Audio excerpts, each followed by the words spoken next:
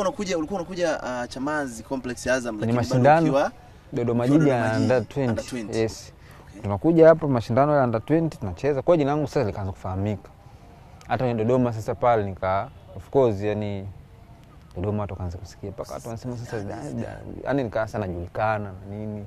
Ukiacha tu Kondoa nilipotoka, lakini sasa Dodoma na miji yangu hapo sijaanza kucheza senior. Kwa namshukuru Mwenyezi Mungu nikaa naendelea, lakini zaidi na zaidi si kwamba nimepandishwa sasa kutoka official unatoka na 20 kwenda senior. Yeah.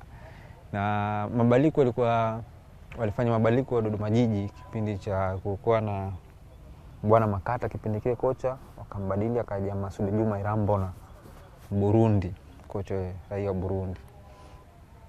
Walipombadilisha sasa akaja akataka mechi. Alikuwa bado mgeni, wameshacheza mechi ile kwa mchezo na Ruvu, akaja Dodoma.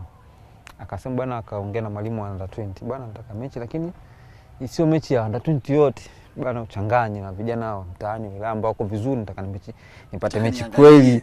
Nipate mechi kweli nicheze na sasa senior Dodoma Jiji kubwa na combine, yani tengeneza timu strong kidogo ile angalie kikosi. Ndio mwalimu akija anataka mechi ya kirafiki. Na yote hapa alikuwa anatafuta senior timu moja ile. Yeye lengo lake apate mechi ya kirafiki.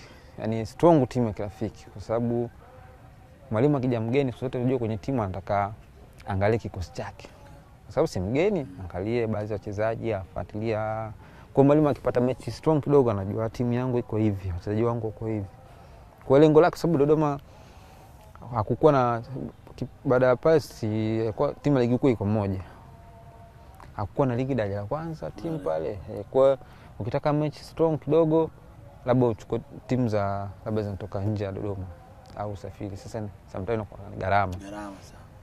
Kwa mwalimu akataka sasa, kwa sababu ndo mgeni anataka basi tengeneza kwa timu kidogo, hata kama sio strong sana basi hiyo strong kidogo ile ushindani. Lengo kubwa yeye angalie vijana wake wa senior ambao wako vizuri, angalie nani ananifaa, nani hivi, nani nitaenda naye. Lakini pia ya kwangu ikawa bahati. Kwa sababu nilipigwa simu usiku, mwalimu akaniambia bwana, kesho kutakuwa na mechi na senior timu. Kwa hiyo upo. Nikashukuru, nikasema ndo nafasi hizi. Na unajua kuchezea senior timu hapata mara moja bado. Kwa sababu ulikuwa bado, kwa sababu kipindi kile kulikuwa na mchezaji ambaye ametoka under 20 kwenda senior timu hakukwai. Kwa sababu na sisi tukipata nafasi kucheza na senior ndo nafasi ya kuonesha. Unajua Mwenyezi Mungu bwana ana makusudi yake. Kabisa. Kama njia yako unaweza kaona imefeli hapa, lakini kuna njia nyingine amekuandalia mbele. Kabisa.